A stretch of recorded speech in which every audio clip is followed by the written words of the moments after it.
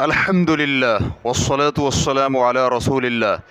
کیا انیما کرنے والے انجیکشن روزہ توڑ دیتے ہیں؟ سوال کیا گیا ہے مریض کے لیے روزے کی حالت میں انیما کرنے والے انجیکشن کا کیا حکم ہے؟ الجواب بعون اللہ سبحانہ وتعالی۔ مریضوں کو جو قبض ختم کرنے کے لیے انیما کے انجیکشن لگائے جاتے ہیں، ان میں علماء کرام کا اختلاف ہے۔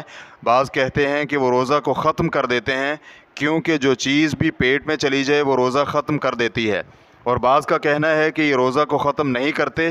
اس قول کے قائلین میں سے شیخ الاسلام ابن تیمیہ رحمہ اللہ بھی ہیں۔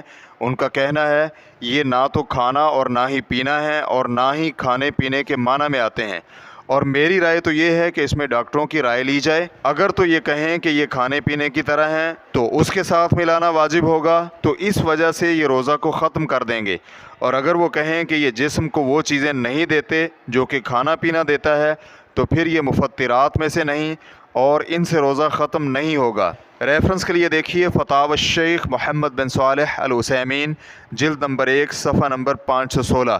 واللہ تعالی اعلم۔ اسلام کیو اے ریکارڈنگز، مؤسسۃ الشیخ محمد صالح المنجد، المملکۃ العربیۃ السعودیہ، فتویٰ نمبر 22959۔ والسلام علیکم ورحمۃ اللہ وبرکاتہ۔